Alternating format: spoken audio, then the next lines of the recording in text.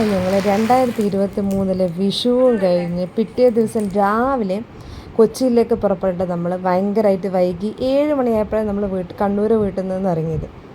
അപ്പോൾ കണ്ണൂർ വീട്ടിൽ നിന്ന് ഇറങ്ങി നമ്മൾ എപ്പോഴും നമ്മൾ കൊച്ചിയിലേക്ക് പോകുന്ന സമയത്ത് രാവിലെ ആണെങ്കിൽ നമ്മൾ ബ്രേക്ക്ഫാസ്റ്റ് കഴിക്കുന്നത് പാരഗണിനായിരിക്കും. പാരഗൺ നല്ല ചൂട് പൊറോട്ടയും നല്ല മട്ടൻ കറിയും മട്ടൻ സ്റ്റൂവും മട്ടൻ വരട്ടിയതൊക്കെ കാണും. അപ്പോൾ നമ്മൾ ഇന്ന് കഴിച്ചത് നല്ല പൊറോട്ടയും മട്ടൻ വരട്ടിയതായിരുന്നു. അങ്ങനെ അതും കഴിച്ച് കുറച്ച് സമയം ഡിലേ ഉണ്ടായിരുന്നു, കാരണം അത്യാവശ്യം തിരക്കുണ്ടായിരുന്നു പാരഗണിൽ. പിന്നെ നമ്മൾ ബീച്ച് റോഡ് വഴി അങ്ങനെ പോകാൻ വേണ്ടിയിട്ട് തീരുമാനിച്ചു. ബീച്ച് റോഡ് വഴി ബേപ്പൂരേക്ക്. അപ്പം ബീച്ച് റോഡിലെത്തുമ്പോഴേക്കും കാര്യമായിട്ട് തിരക്കോ കാര്യങ്ങളോ ഒന്നും ഉണ്ടായിരുന്നില്ല. ഞായറാഴ്ച ആയതുകൊണ്ടാണോ അല്ല വിഷു കഴിഞ്ഞതിൻ്റെ പിറ്റേ ദിവസം ആയതുകൊണ്ടാണോ എന്നറിയില്ല. ആകെ കണ്ടത് ഒരു അച്ഛൻ ഒരു മോളെടുത്തുകൊണ്ട് കടൽ കാണിച്ചു കൊടുക്കുന്നു. അപ്പം നല്ലൊരു ഇമേജ് ആയതുകൊണ്ട് അതും കൂടെ പകർത്തി. പിന്നെ ചുമ്മാ അവിടെ വട്ടം കറങ്ങി നടക്കുന്ന 2-3 പരുന്തുകളെയും നമ്മളെ ക്യാമറയിൽ പകർത്തി. പിന്നെ നമ്മൾ വിചാരിച്ചിരുന്ന ബേപ്പൂരേക്ക് അവിടുന്ന് എളുപ്പമാണ് ബേപ്പൂരോട്ട്, കോഴിക്കോട് ബീച്ചിൽ നിന്ന് അങ്ങനെ ആ വഴി പോകാൻ തീരുമാനിച്ചു. പോകുന്ന വഴിക്ക് നമ്മൾ കോഴിക്കോട് തന്നെ ഇഷ്ടംപോലെ പഴയ ബിൽഡിംഗ് ഉണ്ടല്ലോ, അവിടെ കുറേ ഗ്രാഫിറ്റി ഉണ്ടായിരുന്നു, നല്ല ഭംഗിയുള്ള ഗ്രാഫിറ്റി വർക്കൊക്കെ. അപ്പോൾ അതെല്ലാം ഒന്നൊന്നായിട്ട് ക്യാമറയിൽ പിടിച്ചുകൊണ്ടേയിരുന്നപ്പോഴാണ് ഒരു കാര്യം മനസ്സിലായത്, കാറിൻ്റെ ഗ്ലാസ് താത്താണ്ടാണ് ഇത് മുഴുവൻ പകർത്തിക്കൊണ്ടിരിക്കുന്നത് എന്നുള്ളത്. അങ്ങനെ അതും കഴിഞ്ഞ് ബേപ്പൂർ റോട്ടിലേക്ക് നമ്മൾ അങ്ങനെ നീങ്ങി. അധികം തിരക്കൊന്നും ഉണ്ടായിരുന്നില്ല, ചെറിയ റോഡാണ്, പക്ഷെ തിരക്കൊന്നുമില്ല. ഞങ്ങളങ്ങനെ കുറേ മുന്നോട്ട് പോയി. മുന്നോട്ട് പോകുമ്പം വഴിയിലെല്ലാമായിട്ട് ഇടയ്ക്കിടെ പോലീസുകാരുടെ ചെക്കിംഗ് ഒക്കെ ഉണ്ടായിരുന്നു. പക്ഷേ ഞങ്ങളുടെ വണ്ടിക്ക് നേരെ കയ്യൊന്നും നീട്ടിയിട്ടൊന്നുമില്ല. ഞങ്ങൾക്ക് അങ്ങനത്തെ പ്രശ്നമൊന്നും ഉണ്ടായിട്ടില്ല. പിന്നെ ബേപ്പൂരേക്ക് എത്താനാകുമ്പോഴാണ് കുറച്ച് സംശയം വന്നത്. ഞായറാഴ്ച ആയതുകൊണ്ട് ജങ്കാർ ഉണ്ടാവുമോ, ജങ്കാർ പോകാമെന്നുള്ള ഉദ്ദേശത്തിലാണ് ബേപ്പൂർ വഴി പോകുന്നത് തന്നെ. പക്ഷേ അവിടെ എത്താനാകുമ്പം ദൂരത്തുനിന്ന് കണ്ടു ഒരു ജങ്കാർ പോകുന്നത്. അപ്പം പിന്നെ കൺഫേമായി ഇന്ന് ജങ്കാർ ഉണ്ട് എന്നുള്ളത്. അങ്ങനെ അവിടെ എത്തി. വണ്ടി റിവേഴ്സിലാണല്ലോ നമ്മൾ ജങ്കാറിലേക്ക് കയറ്റണത്.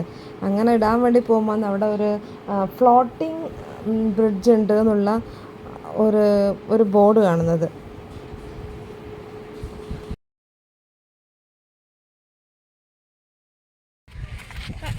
കുറേ നാളായിട്ട് ആഗ്രഹമായിരുന്നു ഫ്ലോട്ടിംഗ് ബ്രിഡ്ജിൽ പോകണം എന്നുള്ളത്.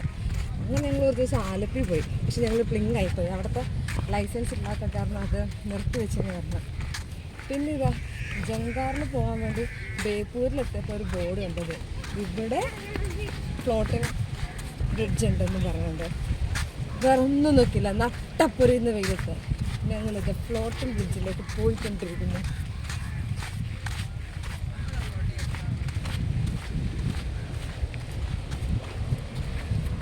എത്താനായി.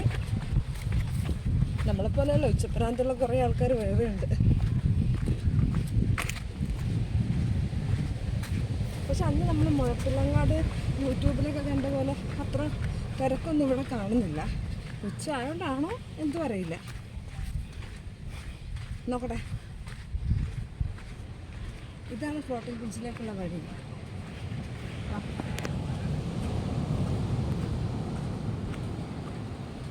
ഈ കൂരയിലൂടെ നമുക്ക് ഫ്ലോട്ടിംഗ് ബ്രിഡ്ജിലോട്ട് പോകാം. പുറത്തേക്കുള്ള വഴിയാണ്.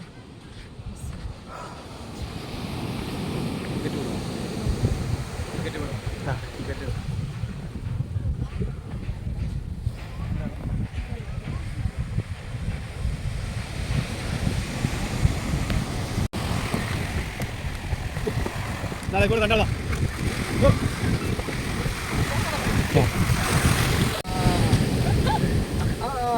ഡാൻസ് കളിക്കാനല്ലേ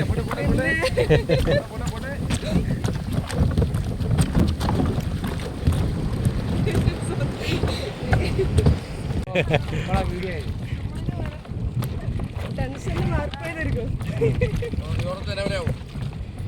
മേടിക്കാൻ പറ്റിയാ മോനെ ദൂരെയാവും.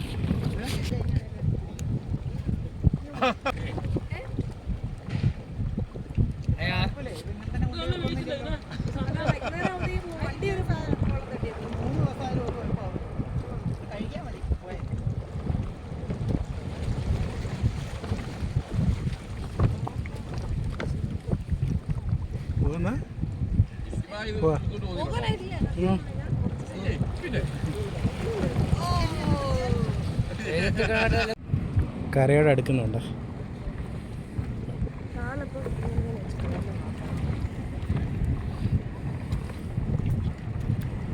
സമയമില്ലാടെ ഇപ്പോൾ ഇത് കുറേ ഈ സമയത്ത് വന്നു കഴിഞ്ഞാൽ കുറച്ച് നേരം കൂടുതൽ നിൽക്കാം.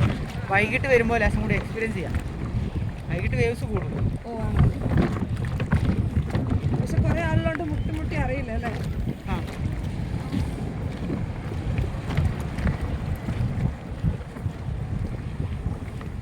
പുള്ളി കൂളായിട്ട് വരുവാണല്ലോ. അതെ, പിടിക്കുന്നൊന്നുമില്ലല്ലോ. Life guard. ലൈഫ് ഗാർഡാ? ആ ലൈഫ് ഗാർഡ്. അടിപൊളി കേട്ടോ. ഇത് നമ്മൾ ഇനി വരുന്നുണ്ട്. ഇത് നമ്മൾ അങ്ങനെ ലേറ്റായി വരുന്നില്ല.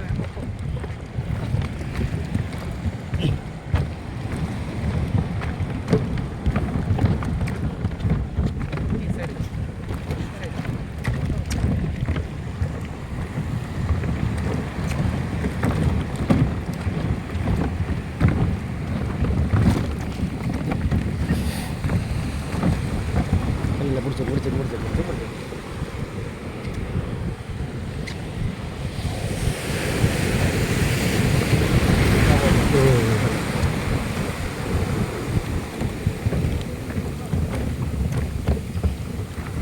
ഇടയിലെ കുറച്ച് വഴുക്കലുണ്ടല്ലേ? അവിടെ കുഴപ്പമില്ലെന്നാ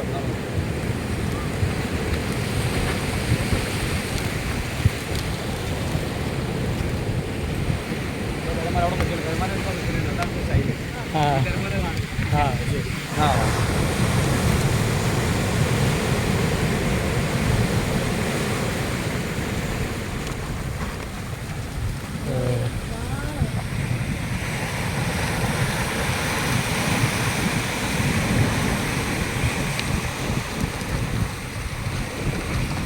ചുറ്റും ഇറങ്ങിയ ശേഷം ഞങ്ങൾ നേരെ ജങ്കാറിൻ്റെ അടുത്തേക്കാണ് പോയത്.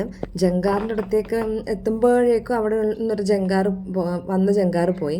പിന്നെ ഞങ്ങൾ അവിടുന്ന് ടിക്കറ്റൊക്കെ എടുത്ത് അവിടെ മതിൽ നിറയെ ബഷീറിൻ്റെ പുസ്തകങ്ങളെ ആസ്പദമാക്കിയിട്ടുള്ള കുറേ പടങ്ങളുണ്ടായിരുന്നു. അതൊക്കെ ഞങ്ങൾ നോക്കി. പിന്നെ അതിലെനിക്ക് ഏറ്റവും ഇഷ്ടപ്പെട്ടത് ഒരു ആടും കോഴിയും ഉള്ളൊരു പിക്ചറായിരുന്നു. നല്ല രസമുണ്ടായിരുന്നു കാണാൻ വേണ്ടിയിട്ട്. അത് നോക്കിക്കൊണ്ടിരിക്കുമ്പോഴേക്കും ജങ്കാർ വന്ന് ഞങ്ങളെ വണ്ടിയും ജങ്കാറിലേക്ക് ഞങ്ങൾ കയറി. അപ്പോൾ ഞങ്ങൾ വിചാരിച്ച നേരെ എന്തായാലും ചാവക്കാട് വഴിയാണല്ലോ പോകുന്നത്. അപ്പോൾ ചാവക്കാട് ഒരു മറൈൻ വേൾഡ് അക്വേറിയം ഉണ്ട്, ഇന്ത്യയിലെ ഏറ്റവും വലിയ അക്വേറിയം എന്നാണ് പറഞ്ഞത്. അപ്പോൾ ഞങ്ങൾ അതും കൂടെ കാണാൻ വേണ്ടി തീരുമാനിച്ചു. അവിടെ എത്തി നോക്കുമ്പോൾ നല്ല തിരക്കായിരുന്നു, അവധി ദിവസം ആയതുകൊണ്ട്.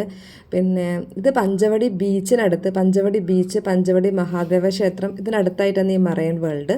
ഇവിടെ ടിക്കറ്റ് ചാർജ് എന്ന് പറയുന്നത് വലിയ അഡൾട്ടിന് 400 രൂപയും കുട്ടികൾക്ക് 280 രൂപ, പിന്നെ സീനിയർ സിറ്റിസന് 350 രൂപ, അങ്ങനെയൊക്കെ ആയിരുന്നു ടിക്കറ്റ് റേറ്റ് എന്ന് പറയുന്നത്. പിന്നെ കാണാൻ നല്ല ഭംഗി, ഒരുപാട് പലതരത്തിലുള്ള മീനുകളുണ്ട്. എനിക്കും ഇത് ഏറ്റവും കൂടുതൽ എൻജോയ് ചെയ്യാൻ പറ്റിയ കുട്ടികൾക്കാണെന്ന്. പിന്നെ ഞാൻ മുമ്പത്തെ കുറേ വീഡിയോയിൽ കണ്ടിട്ടുണ്ടായിരുന്നു, അവിടെ ഒരു ടണലുണ്ട്, അത് ഭയങ്കര ബ്യൂട്ടിഫുൾ ആണെന്ന്. പക്ഷേ ഞാൻ എക്സ്പെക്റ്റ് ചെയ്ത ടണൽ വലിയ നീളത്തിലുള്ള ടണലായിരുന്നു. പക്ഷെ അത്ര വലിയ നീളത്തിലായിരുന്നില്ല ടണലുണ്ടായിരുന്നത്. ചെറിയ ദൂരം മാത്രമേ ടണലുണ്ടായിട്ടുള്ളൂ. കറക്റ്റ് ഞങ്ങൾ അതിൻ്റെ അകത്തേക്ക് കയറുമ്പോഴേക്കും ഒരു വലിയ ഫിഷ് വന്നിട്ട് അതിൻ്റെ ഈ ടണലിൻ്റെ മുകളിലേക്ക് ഇങ്ങനെ പോകുമായിരുന്നു. നല്ല ഭംഗിയായിരുന്നു കാണാൻ വേണ്ടിയിട്ട്. പിന്നെ നമ്മൾ ഷാർക്കൊക്കെ ഉണ്ടായിരുന്നു അവിടെ കാണാൻ വേണ്ടിയിട്ട്.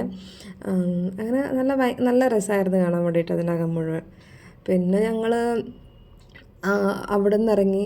പിന്നെ അവിടെ നിന്ന് ഇറങ്ങുമ്പോഴേക്കും കുറച്ച് ലേറ്റായല്ലേ, പിന്നെ നമുക്ക് കൊച്ചിക്ക് എത്തേണ്ട കാരണം നമ്മൾ അവിടെ നിന്ന് ഇറങ്ങി നേരെ നമ്മുടെ യാത്ര വീണ്ടും തുടർന്നു കൊണ്ടേയിരുന്നു.